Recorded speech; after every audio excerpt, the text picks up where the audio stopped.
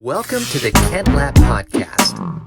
Chiropractic care. You mentioned something when I was seeing you, which is that there is, I have very little knowledge here, but I have experience. Let's put it that way. I have experienced two types of chiropractors. One, when you're busted, come see me. And two, we have a program here, and the program is 3 months, and we start with 3 adjustments a week, and then 2 adjustments a week, and then 1 a week, and then 1 every other week, and then twice a month, and then it's twice a month forever or whatever. You mentioned some thoughts that maybe that's not always the best fit for everyone going through a program like that. Can you elaborate on that? Yeah, yeah. I mean, let me put it like this: when I started my practice, I thought to myself, well, what would I want as a consumer? And I wouldn't, if I walked into a place and they just, no matter what, like to every single person that walked through that place, they said the same thing. Hey, you're going to come 3 times a week for 4 weeks, twice a week for 2 weeks, once a week for 4 weeks, that sort of thing. I would be like, it's not my place. Mm-hmm. Like, and why can't I get better, maybe quicker? Maybe, I don't know if what that sounds like, but it's just me. Mm-hmm. Like I want to be able to get back to doing what I love to do, as quickly as I can, of course, in a safe and responsible manner. And then I also want to be given the goods. Like with you and me, our experience together, you came to see me 2 times, and three times, and I gave you some things to do, like even that first visit when you were real acute. It was hard for you to move a little bit and all that kind of stuff. But there are still things that you can give that person and empower them with the tools and the know-how to help themselves. So, everybody, there's something out there for everybody, and I'm not poo-pooing on any clinics or anything like that, because there are lots of people that practice differently than me that probably serve a ton of people in a great, great way. But, my goal is when I see somebody, I'm going to consider who the individual is, what drives them, what their goals are, of course, what they have going on, what the condition is, how acute it is. And then that kind of dictates what happens. So I've had encounters, believe it or not, over the years where someone comes to see me and they walk in and they've just like, man, I woke up, I've got this, this thing in my neck. I got this, people call it different things, pinched nerves. I got a crink in my neck. Yeah, I was going to say crook in my neck, crick in my neck. And, those things, sometimes those people, I'll be like, all right, let's do it. Let's get to it. Let's see what's involved. And I do a little bit of work, and maybe it does, maybe it doesn't entail an adjustment of some kind, whatever. And then I'm like, hey, I think you're going to be good. Like, give this 2, 3, 4 days. And if you feel good, just come back when you need me again. Yeah. Or another example might be someone comes in and they just got a hot low back, or they've got, a knee, like a tendonitis issue, a tendinosis issue in their knee. In that case, I'm likely to say, hey, let's do our thing. And then at the end of the visit, I might say, Kent, I think it's probably the best if you come back and see me, 3 more times. This is just a hypothetical, but 3 more times within the next 2 weeks. Look at your schedule. We'll look at my schedule, or you can talk to Renee, whatever, at the front desk, and just see if you can get yourself in here a couple more times in the next 2 weeks. So it all depends on that. Now with the people that come in just having come off surgery, that's a different story, obviously. Yes. They're going to be a little bit more, they're going to have to come more regularly for a certain period of time, and the PTs are great at knowing what that needs to look like. Yeah. But for me, it's always just, it's a case-by-case thing, and that's the way people should be, I think, that's the way they should be treated and served, with their best interest in mind. Yep. So, do you get adjusted by a chiropractor on a routine basis? I don't. I'd like to think I'm pretty aware of my body, and but I do get work worked on. Not as much as I would like. Okay. Now you get worked Just on if because like you're sore in a my particular area, or my team schedule, we just, the opportunities aren't as plentiful as you would think. Yeah. Just because we're busy. Sure. But it makes sense. When it's like, and then the painter's house is the one that always needs the work, right? Like he's painting everyone's house, but exactly. it's, That's exactly right. But are you getting worked on when you're sore in a particular area, or you're feeling pain, or you want to be more mobile, or what would cause you to get worked on? Yeah, like if I feel tightness, or say a particular symptom, or if I know something's not moving right, like if I notice like I can't turn my head as far to the left for some reason, then I go to one of my PTs, one of my teammates, and I'm like, hey, can you do this for me? Or hey, can you look at me? I need an objective opinion. Sometimes it's hard. Sometimes it's difficult to be objective on yourself. Yeah, I can you got something going on, and you're just like, we all kind of have this little bias thing, and I've done that before plenty of times. Hey, I need you to tell me what's going on. Treat me like a patient, and tell me what's going on. So, okay, so help me to get to the bottom of this. Yeah, I mean, I've heard. My understanding is Joe Rogan is not a big fan of chiropractic care, and I think he's had at least one person on that. This person like wrote a book how that chiropractic care is a quack, basically. And I know that chiropractors deal with this from time to time. I go to Major Family Chiropractic in Green Hills, Michael and Cassidy Major, and they're awesome. And it is tailored to what they need. Like they're doing x-rays a lot, and they understand where your spine's at and all of this. And they do a really great job. Michael was on the podcast last summer, and that was a great episode too. People can check that out. But my understanding is they're of kind of the philosophy, which is that come in, get x-rayed, see where your spine's at, and then it's going to take some time to train the spine, the neck and the spine and everything, how it should be. Like, I think there's a camp of chiropractic care out there that would kind of fall into this thought process, which is, well, I can adjust you once, that's fine. It might relieve some pain or get rid of the crick in your neck or whatever it is, but there's a bigger issue going on, and you want your spine to have the correct curvature in your neck and back and lower back for optimal functionality. And so to get it sort of trained where it should be, you can't do that if you're just coming in and getting adjusted once a month. So if you come in and get adjusted a couple of times a week out of the gate, maybe kind of front load it and kind of get this thing, in to where it should be. And then you can lower the treatments going forward, and it kind of, I guess, would stay in place more. So is that a thing? Is there a place for that? Is it, or how should we think about that?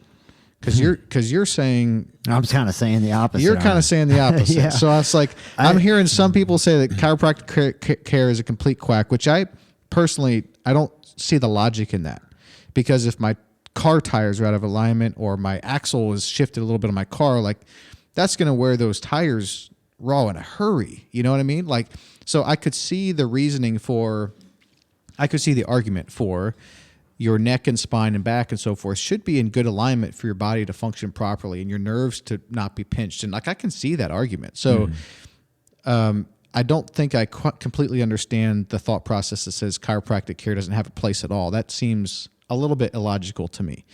But then beyond that, then I guess I'm just trying to root through and shuffle through the different data points to figure out kind of what is a good practice for the common person who doesn't necessarily have a particular problem but wants to function at an optimal level. Sure.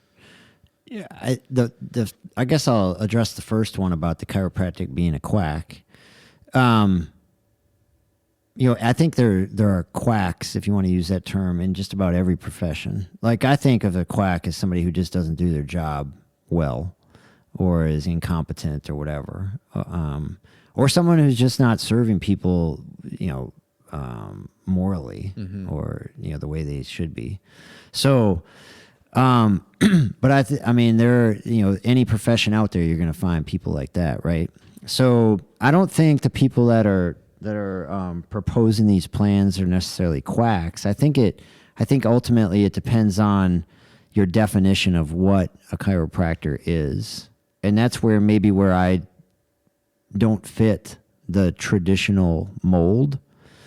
As you know, for reasons that we just talked about before, you're not going to come in and get this like customary uniform treatment plan from me. Mm-hmm. It always depends on who it is, what the case is. But, to the point about the body being in alignment and things like that. Yeah. I mean, I think to your point, Kent, there's some truth to that. Systems and muscular system, all the systems in the body are going to work better when there's harmony. Mm-hmm. But I would say this, like, let's propose this scenario. Someone walks into the office and they are, let's just say 65 years old. Okay. And they present with I'll give you two examples. So let's say they come in and they've got a leg length discrepancy. Okay. And through history, you find out that they've had this sort of apparent leg length discrepancy, whether it be functional or anatomical, it doesn't matter in this case. And they say, oh, I've had, someone told me this when I was 25 years old. So they've been walking around functioning for 40 years with this leg length discrepancy. For me to say, hey, I'm going to make your spine and your pelvis look like this, and I'm going to make it function this way, like there's only one way, I think sometimes you're opening up another can of worms by doing that. Mm-hmm. So I like to take the person for who they are, what they have going, and then kind of mold, their treatment for what they might need. As opposed to saying, well, that's not good. Let's make your legs the exact same length, and we'll do whatever we got to do to force that to happen in your body. Yeah, I'll give you, like, here's an example. What if somebody has a lateral curvature in their spine, which is very common? The term scoliosis may come to mind for you. Well, when you say lateral curvature, you're looking at someone from the rear. From the rear. The spine moving right and left. That is right. Okay. Yep, that's exactly right.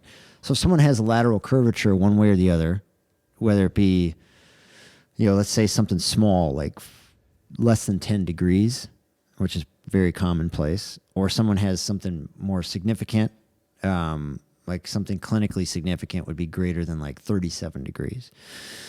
They're going to have a hip that's higher than the other hip, or, in layman's terms, they're going to have an ilium that sits higher than the other ilium. They're going to have a leg length discrepancy, probably, that sort of thing. So, you can't just force something to happen. Or say someone comes in, and not to make this sound more complicated than it needs to be, but say someone comes in and they have another genetic sort of abnormality, for lack of a better term. But someone comes in and they have an anteverted hip, femur on their right side. You have to take that into consideration. Mm-hmm. It's just like when you watch someone move, say someone has the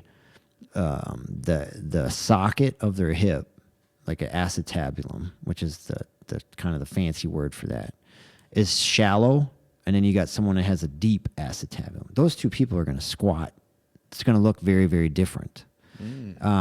So there's so much at play that you have to consider. And then at the end of the day too, it comes down to what does this person want to do? Mm-hmm. Are they in their, sort of middle aged and they just want to be able to play with their kids on the weekend, or, are they someone who wants to compete? And that kind of dictates how far you might go with somebody too. Mm-hmm. Do you recommend, that makes sense, by the way, thanks for sharing that. Do you recommend for the average, not a professional athlete, but like someone from myself goes to the CrossFit gym 5 days a week, someone like that who wants to be healthy, feel healthy, be active, have energy, feel good, look good, those types of things. It's not a pro athlete or anything like that. Do you recommend that person get adjusted on a routine basis, or no? It doesn't sound like you do. So, well, I would say this: for someone as active as you, 5 days a week, CrossFit, which puts demands on your body. I mean, there's compliments to you for being able to do it with that sort of frequency. And I would recommend you find someone competent in how the body should function and what can be done to restore function when it starts to break down. Whether that be a physical therapist, a chiropractor, maybe for somebody it's a massage therapist. Heck, I know a couple great ATCs out there, athletic trainer certified people that have a great toolbox of things. So it's just kind of finding that person, or maybe for some people it's a team of people. Okay. Some people might have a chiropractor and a massage therapist and a nutritionist. I'm just trying to think of different examples, but I think for someone that's active and wants to push their body, I think it's a good idea to have somebody that you can go to on a somewhat regular basis. And most of us are pretty good. I think healthier people are pretty more in tune with their body. They kind of can hear the signals that our bodies are sending, and then they heed those signals. So, when you feel you've been training hard for 3 weeks and you're like, man, I really need to go see Josh, or I need to go, to my chiropractor in Green Hills, whatever it might be, or I need to find a good massage therapist, whatever it might be, something to give your body that ability to recover. Yeah. Whether it be on a weekly basis or a monthly basis, everybody kind of finds the right dose for them.